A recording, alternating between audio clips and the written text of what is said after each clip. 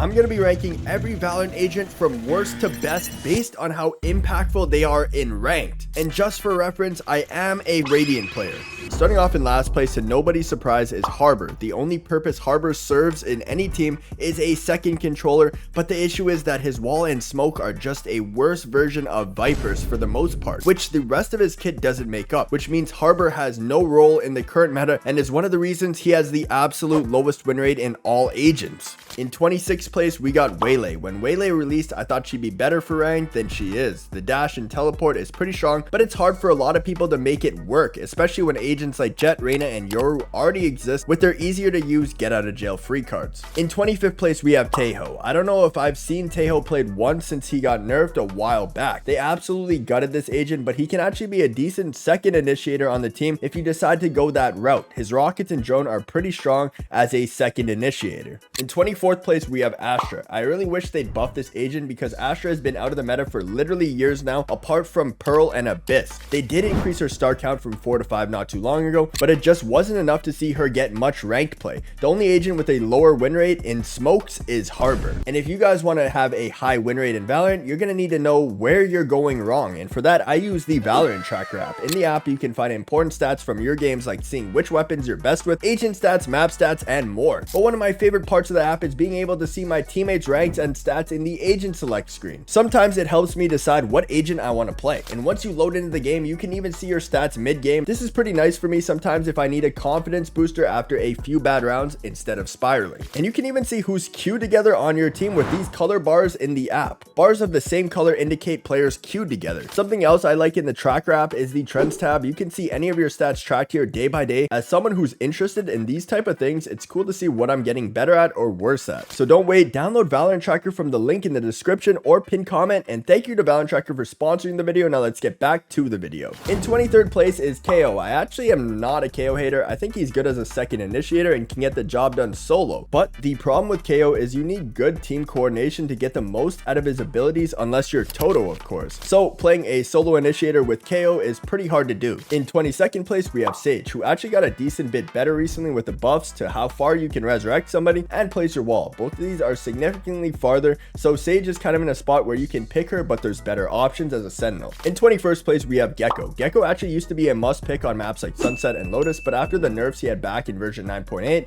he hasn't been picked nearly as much. Though I do see him picked here and there as a flex, overall he's alright, but there's usually better options. In 20th place, we have Chamber. Chamber realistically is a pretty good ranked agent if you're hitting your shots, but if you aren't hitting your shots, you're basically doing nothing for your team. It's a pretty selfish pick like Reyna, but he did recently get a massive buff with his trip no longer being range restricted, meaning he can actually lurk on attack and play off site like a Cypher can. In 19th place is Breach. Breach as a second initiator is absolutely amazing, but his main problem is kind of the same as KO's. Unless you have a team playing around the Breach, he can feel like a useless agent since his utility isn't really designed to be used for himself. So if you do play Breach, I'd recommend duoing with a duelist player. In 18th place, we got Skye. Skye's a pretty solid pick overall, but she really isn't the meta on any map except Bind, which she's amazing on. Being able to flash B long for info or instantly dog through the teleporter long to help out showers is massive. A good Skye can really change the pace of Bind entirely, but she's not really meta on the other maps in the pool right now. So for now, she's going to be at number 18. In 17th place, we have Viper. Viper's kit itself is amazing, but the reusable wall, the smoke are massive value, but the problem with the current meta is the fact that her utility isn't enough to be a solo controller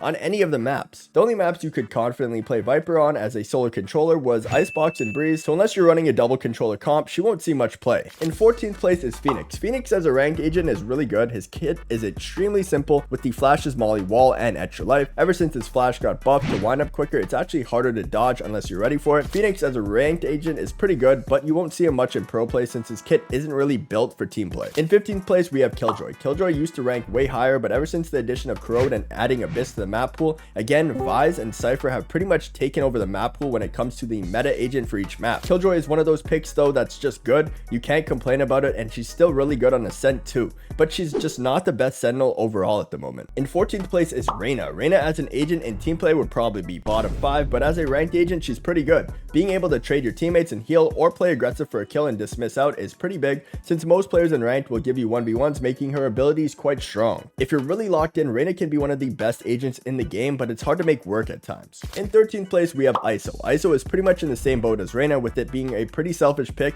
but he has more going for him. His shield can be really strong on entry to tank an op shot or raise ult, and his vulnerable is very strong with the suppress. You can stop an entire push with it most of the time. The only thing I don't like about ISO is that his wall feels kind of wonky. I wish it was a bit better. Other than that, he's pretty solid though. And in 12th place, we have Brimstone. Brimstone is alright, but ever since Clove got released, every other controller got massively power crept in rank. Brimstone's really good on maps like Bind though, where he can get massive value with molly lineups or an ult into U-Haul. I'd say someone who mains Brimstone is probably better than a random hopping on Clove most of the time. In 11th place, we have Deadlock. Honestly, I wanted to put her higher, but I couldn't justify it. Deadlock is massively underrated in the meta right now. She's incredible on the new map Corrode and is heavily underrated on maps like Bind, Lotus, and Sunset. If you have a good Deadlock, I really think you could rank up off of it pretty quickly. Her sensors and wall are great for rank, since people like to 5-man sites all the time. And to start off the top 10, we got Neon. Neon, in my opinion, is a top tier agent on Lotus and Corrode right now, as well as being a good pick on pretty much every other map. I'd honestly put her a little higher, but the issue is that Neon has an entirely different playstyle compared to every other agent in the game. Neon players are just a different breed that I can't play if I try. In 9th place is Fade. Fade is a really good pick right now and has seen a pretty big boost in pick rate ever since Corrode came out. She's easily the best initiator on Corrode and is a great option on Sunset and Lotus as well. She's also a great option for a second initiator on most other maps. Fade is probably the easiest initiator in ranked as well, which makes her great for ranked. Even if you don't play initiator, anyone can play Fade. In 8th place, we have Omen. Omen as a controller is still one of the best in my opinion. He's the best overall controller at the moment as far as his kit goes for team play,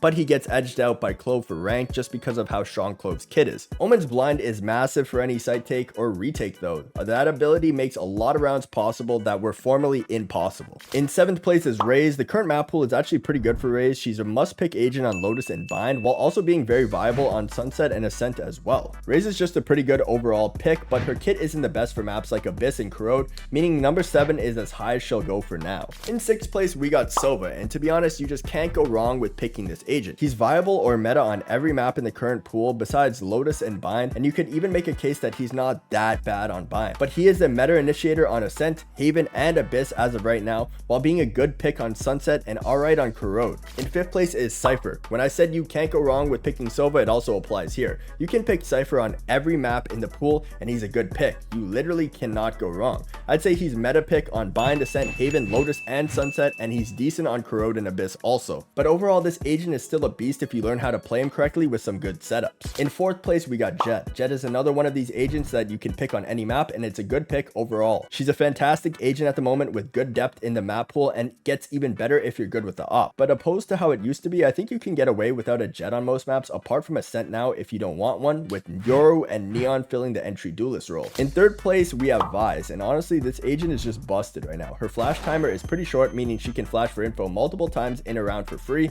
Her thorns basically stop an entire side push, and her wall being basically a global trip or cutting off the enemy team during a take is insane. She provides a crazy amount of value to any team. She also has one of the better ultimates in the game in my opinion. Disarming everyone in a retake or site take is pretty strong. And in 2nd place, we have Clove. There's not much to say about Clove besides the fact that they're the epitome of a ranked agent. It's basically like playing Reyna except on smokes. You can just run it down, full heal, and even smoke when you're dead, which is why Clove is so good in ranked. Being able to lay down smokes post death makes them such a great agent for getting into sites with your team, since you don't have to worry about placing smokes for your team later in the round or anything like that. The value in her abilities as just a ranked agent is insane, but obviously this doesn't convert the same way to pro play. And finally, for the best agent in Valorant currently, we have Yoru. Yoru by far is the best agent in the game, being able to instantly teleport to the other side of the map, flash for yourself or your team, and use his decoy to bait trips or vice walls. He's a hard counter to Vise, Deadlock, and Cypher with his decoy and provides so much value past that. The one thing that's hard about Yoru is mastering his TP,